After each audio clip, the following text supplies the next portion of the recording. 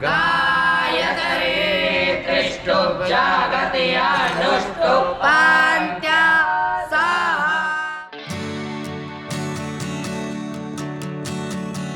नमस्कार। पिछले 9 दिनों से हम कर्नाटक राज्य में हैं और लगभग 300 किलोमीटर की कोस्टल लाइन को हमने कवर किया है। मैंगलोर से हमने शुरुआत की थी। आज का ये हमारा आखिरी एपिसोड होने वाला है और हम अपनी इस कर्नाटक कोस्टल स्पिरिचुअल टूर का अंत कर रहे हैं एक बहुत ही प्यारे से छोटे से गांव गोकर्ण से। तो कर्नाटक की तीर्थ यात्रा हमारे लिए यादगार रहेगी हमेशा। हमने हर पहलू को यहाँ से अच्छे से देखा और समझा। कर्नाटक के तीर्थ स्थलों की साफ़ सफाई हो, मंदिरों के अंदर निःशुल्क प्रसादालय का प्रबंध हो, सब हमें बहुत बहुत बढ़िया लगा। अरब सागर के तट पर बसा कर्नाटक का जो छोटा सा धार्मिक गांव कई मायनों में खासियत रखता है। हम पिछली रात ही यहाँ पर गोकर्ण में आ गए थे। हमने एक बार गोकर्ण को खुद से घूमा, अनुभव किया और ये जगह हमें इतनी पसंद आई कि आज भी सुबह हम यहाँ पर 3 से 4 घंटे गोकर्ण की गलियों में ही भ्रमण कर रहे थे। सबसे पहले तो हमारे मन में यह प्रश्न था कि इस क्षेत्र को गोकर्ण क्यों कहा जाता है। तो वहाँ के जो स्थानीय पंडित जी थे उनसे पूछने पर हमें इसका अर्थ पता लगा। गोकर्ण वो गाय का कान का आकार में है, एक नक्शा गोकर्ण का, इसलिए गोकर्ण बोलता है। और एक चीज़ है वो गाय, ये पृथ्वी जो है हमारा संस्कृत में पृथ्वी बोल दिया तो गाय, ये पृथ्वी जो है गाय का आकार में, वो गाय का कान के अंदर ये क्षेत्र आता है, इसलिए गोकर्ण बोलता है। लगभग हर घर में हमने देखा कि हवन यज्ञ चल रहा है। बच्चों से लेकर बुजुर्गों तक हर व्यक्ति सुबह के धार्मिक नियम करने में व्यस्त है। ये हमारे लिए बिल्कुल ही नया और शानदार अनुभव था। नमस्कार, इंडिया टू भारत चैनल पर आपका स्वागत है। इस समय हम कर्नाटक के कोस्टल रीजन यानी कि समुद्र के साथ साथ जो मुख्य धार्मिक स्थल हैं उनकी यात्रा पर हैं और आज हम पहुंच चुके हैं कर्नाटक के एक बेहद ही खूबसूरत टाउन गोकर्ण में, जिसका कि धार्मिक महत्व भी है और यहाँ की जो खूबसूरती है उसका भी एक विशेष महत्व है। तो आज पूरा दिन हम गोकर्ण क्षेत्र में बिताएंगे, यहाँ के पौराणिक मंदिरों की यात्रा करेंगे, यहाँ के जो सुंदर बीचेस हैं उनको देखेंगे। पिछली रात जब हम यहाँ पर गोकर्ण में आए थे तो यहाँ पर अरब सागर के तट पर एक राम मंदिर हम गए थे, वहाँ से हम अपने एपिसोड का अंत करेंगे। गोकर्ण का सबसे बढ़िया स्थान और सूर्यास्त हमें वहीं पर लगा था। तो सर्वप्रथम हम दर्शन करेंगे यहाँ पर गोकर्ण तीर्थ के सबसे प्रमुख मंदिर श्री महाबलेश्वर मंदिर, जो कि भगवान शिव शंकर भोलेनाथ का मंदिर है। एकमात्र भारत का आत्मलिंग है यहाँ पर। तो अभी महाबलेश्वर मंदिर के बाहर हम खड़े हैं। ये मेन एंट्रेंस है। यहाँ पर 2 तरह के द्वार हैं। एंट्रेंस यहाँ से होती है। तो ये कपड़े जो मैंने पहने हुए हैं वो इसलिए पहने हुए हैं कि यहाँ पर आपको पैंट शर्ट में अंदर एंट्री नहीं है। यहाँ तक कि जब हम अंदर मुख्य गर्भगृह में प्रवेश करेंगे तो ऊपर वाला गमछा भी हमको उतारना होता है। सिर्फ अंदर धोती में ही आप जा सकते हैं जब प्रभु के आपने दर्शन करने हैं। अंदर जाकर आत्मलिंग को स्पर्श करने की अनुमति है। ये यहाँ पर पूरी कंडीशंस है कपड़ों को लेकर, ये आपको यहाँ पर फॉलो करना ही पड़ेगा और करना भी चाहिए। तो चलिए अब चलते हैं, दर्शन करते हैं और फिर यहाँ का महात्म्य आपको बताते हैं।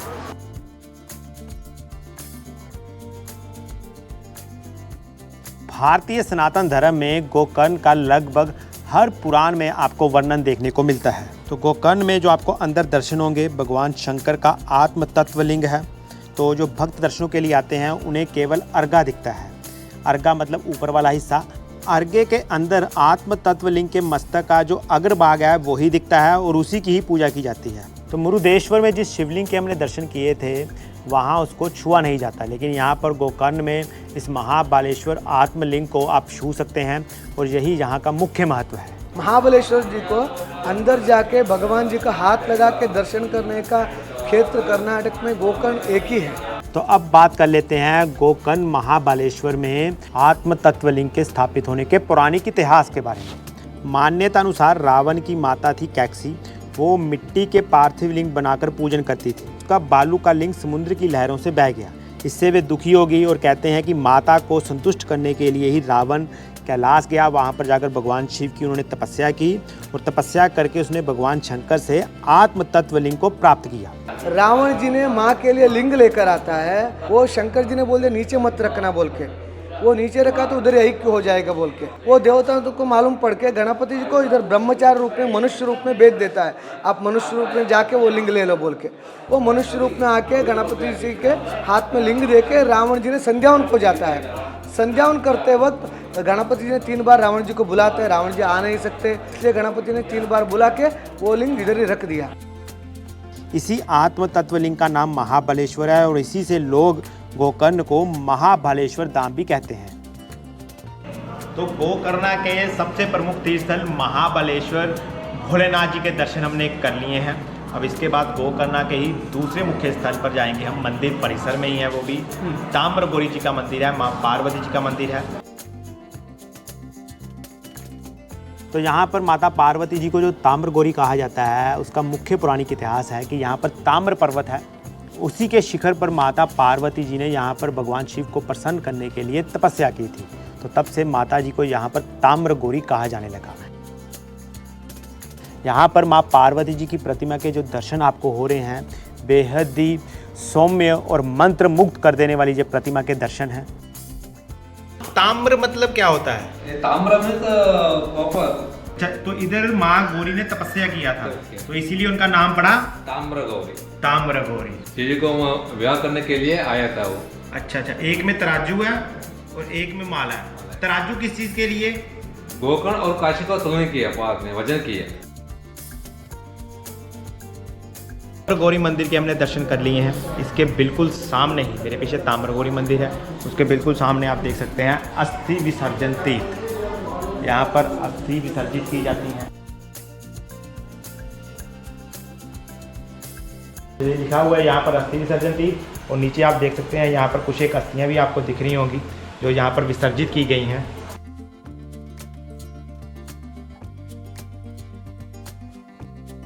तो दोनों मुख्य मंदिरों के हमने दर्शन कर लिए, महाबलेश्वर जी के भी, ताम्रगौरी मंदिर के भी। अभी हम बाहर आ चुके हैं, ये एग्जिट पॉइंट है, इधर से एग्जिट होता है। तो बिल्कुल मेरे पीछे देखिए आप श्री महागणपति देव जी का मंदिर गोकर्ण का, जो तीसरा मुख्य स्थल है। यहाँ पर आपको दर्शन करने ही होते हैं, इसके बिना आपकी यात्रा पूर्ण नहीं मानी जाती। भारत के सभी गणपति मंदिरों में से भगवान श्री गणेश जी का ये वाला तीर्थ स्थल एक अलग विशेषता और रूप रखता है। आधा मिनट भी नहीं लगेगा, सामने है, बिल्कुल दर्शन करते हैं, महात्म्य बताते हैं।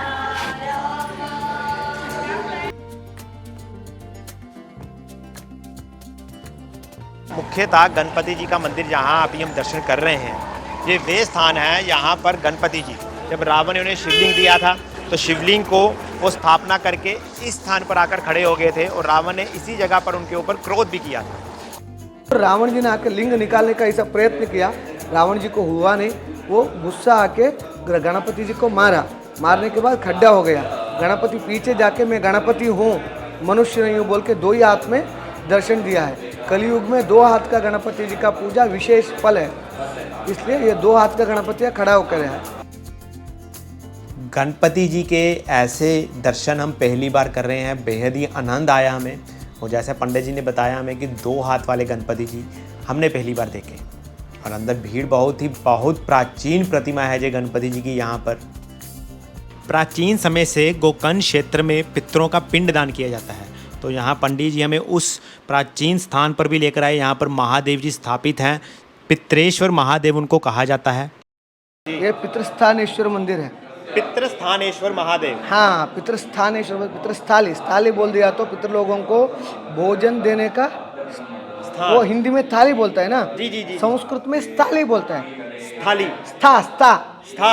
थाली, ठीक है। हिंदी में थाली बोलता है जी। अब पंजाबी में भी थाली बोलता है। थाली, वो प्लेट जिसको बोलते प्लेट, हैं। थाली। हाँ। ये जो है स्थाली, स्थाली बोल दिया तो पात्र। क्या पात्र है? पितृ लोगों को भोजन देने का पात्र। ये जो पूजा है ये नारायण बलि बोलता है इसको, नारायण बलि। वो नारायण बलि बोल दिया तो किसको मुक्ति नहीं हुआ, नॉर्मल मरण नहीं, उन लोगों को मुक्ति देने के लिए ये सभी काम है। पितृस्थानेश्वर महादेव, इधर आके एक जप करो, एक हवन करो, एक पिंड प्रदान करो, कोटि फल मैं दूंगा। संस्कृत में 1000 तक संख्या है, 1000 के ऊपर संख्या नहीं है, समझ गए ना। वो कोटि बोल दिया तो असंख्या, इन्फिनिटी। तो ये कर्म भूमि है, इधर एक काम किया तो कोटि फल मिल जाएगा।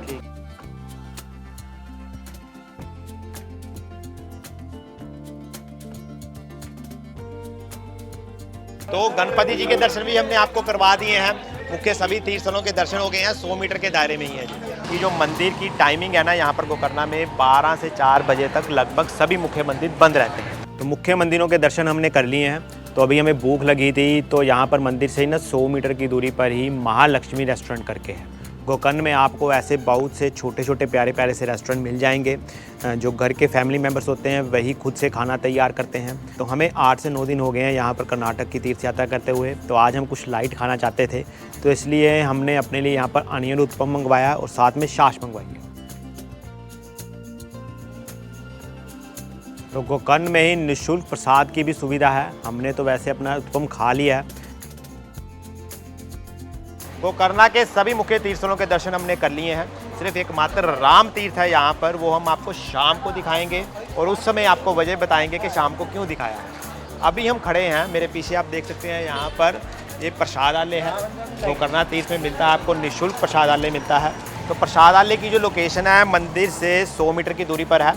जब आप मुख्य मंदिर महाबलेश्वर से गोकर्ण बीच की तरफ जाते हैं तो बिल्कुल रास्ते में ये आता है। तो ये हमने कर्नाटका में देखा है कि आपको किसी भी तीर्थ स्थल पर ये निःशुल्क प्रसादालय की जो सुविधा है वो दी ही जाती है। जो आगे की बात मैं आपसे करूं, इस कपड़ों को चेंज करेंगे तो इसके बाद हम आपको गोकर्ण का दूसरा हिस्सा दिखाएंगे। तो यहाँ कुल 6 बीचेज हैं गोकर्ण में। जो मुख्य बीच है गोकर्ण का, गोकर्ण बीच ही इसको बोलते हैं, वो मंदिर के बिल्कुल पास में 200 मीटर की दूरी पर है। बाकी के जो 5 बीच हैं वो गोकर्ण से 5-6 किलोमीटर की दूरी पर हैं। अभी हमने गोकर्ण की बाकी जो लोकेशंस हमारी रह गई हैं और बीचेस जाना हमने जो, उसके लिए एक्टिवा हमने हायर कर लिया है। बाइक रेंटल वाले आपको यहाँ पर गोकर्ण में बहुत से मिल जाएंगे। तो इसका हमें पड़ा है 400 रुपये 24 घंटे का। 200 रुपये का हमने इसमें पेट्रोल डलवा दिया।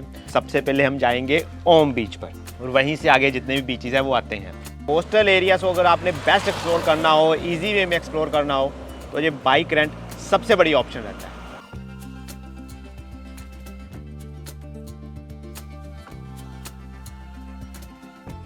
तो 200 मीटर की दूरी पर ही महाबलेश्वर मंदिर के अग्निकोण में कोटि तीर्थ है। आसपास आपको यहाँ पर स्थानीय लोगों के घर भी दिखेंगे, यहाँ के पुजारी हैं, और कई पौराणिक मंदिरों के भी आपको यहाँ पर दर्शन होते हैं। तो अभी हम ओम बीच जा रहे हैं। तो रास्ते में ही ना जो गणपति जी का मंदिर है उससे आधा किलोमीटर की दूरी पर ही रास्ते में आता है ये कोटि तीर्थ करके। तो यहाँ पर आप देख सकते हैं कितना बड़ा तालाब है ये। और इस जगह पर भी जिस तरह से मंदिर के पास भी हमने देखा था ना, अपने पितरों के लिए लोग हवन करवा रहे हैं। यहाँ पर भी हवन यज्ञ पूजा करवाई जाती है। छोटे छोटे से अंदर यहाँ पर कमरे बने हुए हैं और बीच में देखिए, मेरे पीछे देखिए, वो आपको दिख रहा है सामने, वो भगवान शिव का मंदिर है। और हम देख भी रहे हैं कि कुछ एक लोग दूसरी साइड से तैयारी लगाते हुए, स्विमिंग करते हुए यहाँ पर भगवान शिव को जलाभिषेक करने के लिए आ रहे हैं। बेहद ही खूबसूरत लग रहा है ये नज़ारा।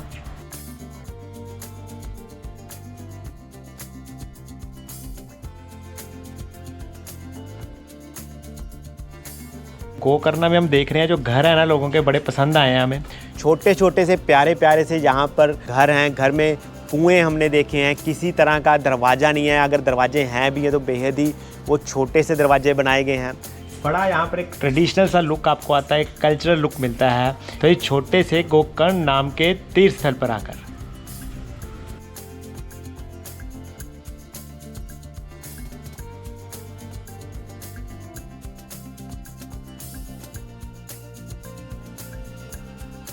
तो ओम बीच पर अभी हम पहुंच चुके हैं। लहरों की आवाज़ मेरे को अभी से आना शुरू हो चुकी है। अभी नीचे है बीच।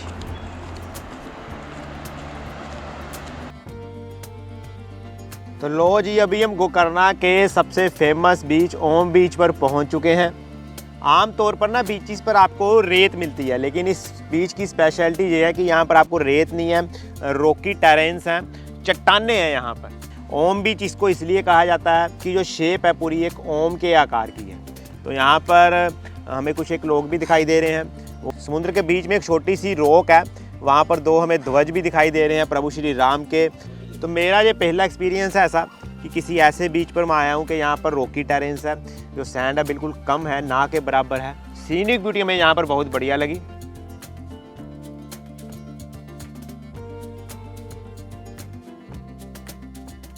तो अभी हम क्या करेंगे कि हम पैदल ही यहाँ से, एक तो हमें जो सी का व्यू मिलता जाएगा पूरे के पूरे रास्ते में, तो उस तरीके से हम जो पैराडाइज बीच है, हाफ मून बीच है, पैदल ही जाएंगे ओम बीच से। हमें बताया गया कि 40 से 45 मिनट लगते हैं।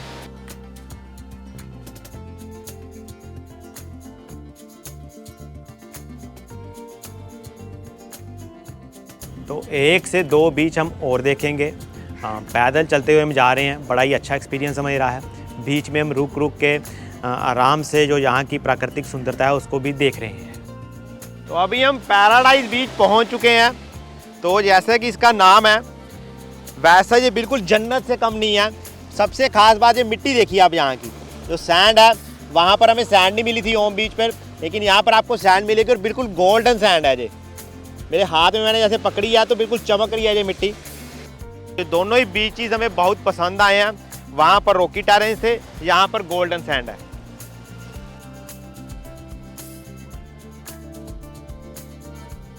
और बढ़िया बात ये लगी मेरे को कि बीचेस काफ़ी क्लीन रखे गए हैं यहाँ पर।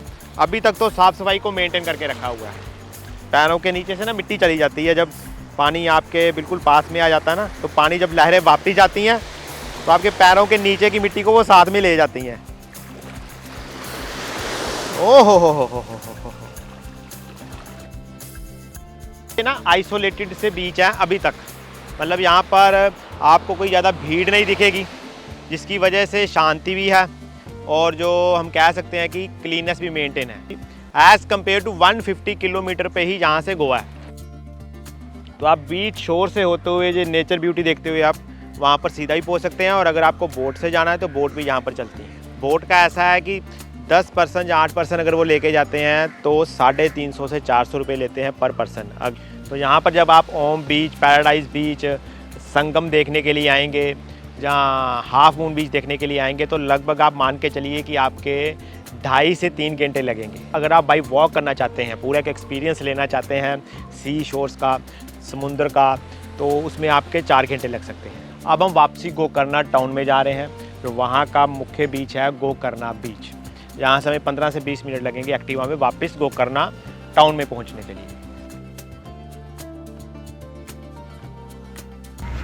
पाइनएप्पल जूस, पाइनएप्पल आपको यहाँ पर बहुत मिलेंगे कोस्टल रीजन में। तो गोकर्ण जाने से पहले हम 2 मुख्य यहाँ पर आपको और डेस्टिनेशंस दिखाएंगे। पहला है यहाँ पर मैंग्रोव प्लांट्स, उसके लिए हमें बहुत एक्साइटमेंट है, बचपन से हम पढ़ते आ रहे हैं अपनी किताबों में। और दूसरा यहाँ के 100 से 150 साल प्राचीन नमक निकालने वाले खेत, यानी कि सॉल्ट एक्सट्रैक्शन फील्ड्स। तो मैंग्रोव प्लांट्स बेसिकली क्या है कि जिनकी जो जड़ें होती हैं ना, वो सॉइल से बाहर, मतलब मिट्टी के ऊपर ये पौधे उगते हैं। और इनके 2 बेनिफिट्स होते हैं। पहला फ़ायदा मैंग्रोव प्लांट्स का यही होता है कि सॉइल एरोजन ये बचाते हैं, और इसकी जड़ें ऊपर भी होती हैं और नीचे भी होती हैं, दोनों तरफ ही होती हैं। तो मुख्यतः ये खारे पानी या अर्ध खारे पानी में पाए जाते हैं मैंग्रोव प्लांट्स। अक्सर ये ऐसे तटीय क्षेत्रों में होते हैं यहाँ पर जो नदी है वो किसी सागर के साथ मिल रही हो। तो आसान भाषा में बोलूँ तो यहाँ मीठा और नमकीन पानी का दोनों का आपस में मेल होता है, वहाँ पर ये मैंग्रोव प्लांट्स पाए जाते हैं। 1000 से 1500 के करीब ये मैंग्रोव प्लांट दिखाई दे रहे हैं। मैंग्रोव फॉरेस्ट है ये। तो चलिए अब आगे शनिकट्टा की तरफ जाते हैं।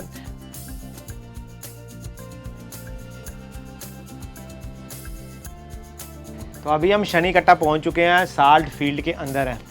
तो हमें यहाँ पर मिले हैं, लेकिन इनके साथ लैंग्वेज का थोड़ा हमें दिक्कत अभी आ रहा है। English, Kannada, only Kannada. कन्नड़। चलिए, तो आज ना इसका गूगल का मैं उपयोग आपको करके बताऊंगा बेस्ट, अगर हो सका तो। शनिकट्टा। हाँ, शनिकट्टा। शनिकट्टा। हाँ, इसका ना कर्नाटक वर्जन आ गया लैंग्वेज का ट्रांसलेट करके, तो वो मैं पूछूंगा अभी। इड्डू उपिना जगह। जगह। हाँ ये पकड़ा सही, ये पकड़ी। जगह। हाँ। तो इन्होंने अपनी तरफ से तो हमें बड़ी समझाने की कोशिश की है, हम नहीं समझ पाए ये लैंग्वेज। देखिए, बिना लैंग्वेज के भी इसे मानवता ही कही जा सकता है कि हंस रहे हैं हम, और क्या चाहिए जीवन में। बहुत बहुत धन्यवाद, थैंक यू। सॉल्ट एक्सट्रैक्शन की मैं आपको पूरा प्रोसीजर बताने लगा हूँ। ये खेत में अभी जब बैक मारता है ना समुद्र का पानी नदी में, तो वो जो सॉल्टी वाटर है वो नदी में आ जाता है, ठीक है। तो यहाँ पर ये खेत आपको दिख रहा है इतना बड़ा, उसके छोटे छोटे यहाँ पर भाग कर दिए गए हैं। और जो बैक मैंने बताया आपको पानी मारता है समुद्र का नदी में, तो उसको यहाँ पर सेव कर लिया जाता है। ये सॉल्टी वाटर है सारे का सारा। अब होगा क्या कि जब 2 महीने के बाद यहाँ पर गर्मी अधिक पड़ेगी, तो जो पानी है वो सारे का सारा वेपोरेट हो जाएगा। और जब इवेपोरेट हो जाएगा, नीचे नमक रह जाएगा, और उस नमक को फिर यहाँ से एक्सट्रैक्ट कर लिया जाता है। ये पूरे का पूरा यहाँ पर प्रोसेस है।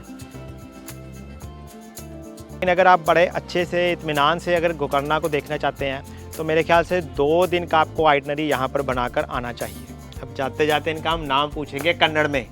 निम्मा हिसरे उन्ना उमेश उमेश। उमेश ओह क्या बात है। हाँ एक्चुअल में क्या है, निम्मा हिसरेनु। उमेश ओहो उमेश जी नाम है इनका। नी मन्नू बेटी आगलू संतोष वागिले। ओके तो हमने इनको क्या बोला है कि आपसे मिलकर हमें अच्छा लगा, थोड़ी थोड़ी कन्नड़ अभी हमें भी आने लगी है।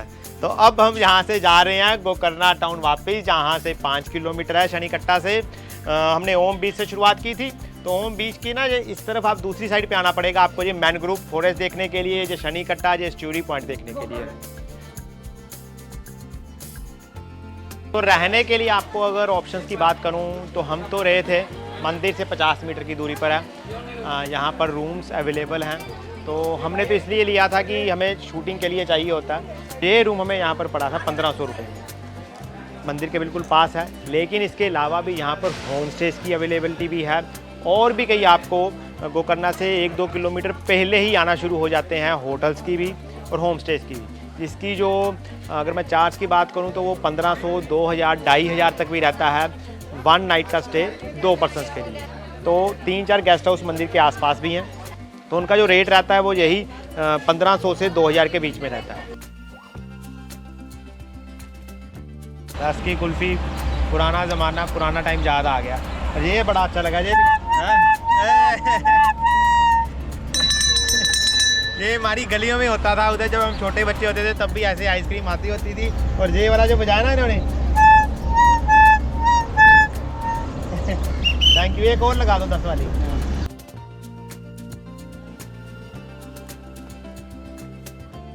तो गोकर्णा में जो सबसे नज़दीक बीच आपको पड़ेगा वो है गोकर्णा बीच। इसका नाम ही गोकर्णा बीच है। जो मुख्य मंदिर है वहाँ से लगभग 200 मिनट की दूरी तय करके आप 5 मिनट में इस गोकर्णा बीच पर पहुँच जाते हैं। और तट इसके बहुत लंबे हैं, बहुत दूर तक तट इसके फैले हुए हैं। तो वो सबसे नज़दीक बीच होने की वजह से आप यहाँ पर फैमिली के साथ एक क्वालिटी टाइम स्पेंड कर सकते हैं, क्योंकि बीच काफ़ी नीट है, क्लीन है। अगर शाम के समय आप आ रहे हैं, सुबह के समय आ रहे हैं ना, तो यहाँ पर आप लंबी एक चहलकदमी कर सकते हैं 1-2 किलोमीटर की। गोकर्णा बीच का जो स्ट्रेच है वो 3 किलोमीटर का है, लेकिन जो मोस्टली आपको यहाँ पर लोग दिखेंगे वो यही 300-400 मीटर में दिखेंगे। अगर आपको बिल्कुल एकांत जगह चाहिए, बिल्कुल आइसोलेटेड प्लेस चाहिए, तो आप आगे भी जा सकते हैं। सामने हमारे ये एक छोटा सा पहाड़ है। उस साइड दूर दूर तक कोई पहाड़ नहीं है, लेकिन इस साइड पहाड़ है। यहाँ पर राम तीर्थ करके एक मुख्य तीर्थ स्थल भी है, रामा तीर्थ उसको बोलते हैं। वहाँ पर भी अभी हम जाएंगे इसके बाद। 5 मिनट का रास्ता इस गोकर्णा बीच से।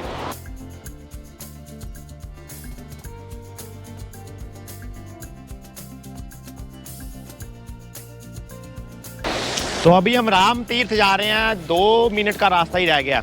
लेकिन जब आप राम तीर्थ जाएंगे ना, तो एक और आपको यहाँ पर फ़ायदा मिलेगा कि जो सामने आपको ये गोकर्णा बीच दिख रहा है ना, इसका व्यू और भी बढ़िया हो जाता है, क्योंकि आप अब ऊपर आ रहे हैं और ऊपर से कोई भी बीच हो सुंदर ही दिखता है।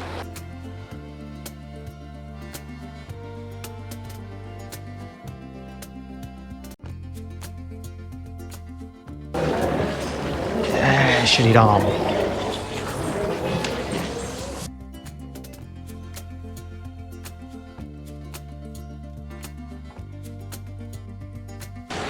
तो राम मंदिर के दर्शन हमने कर लिए हैं यहाँ पर राम तीर्थ में आकर।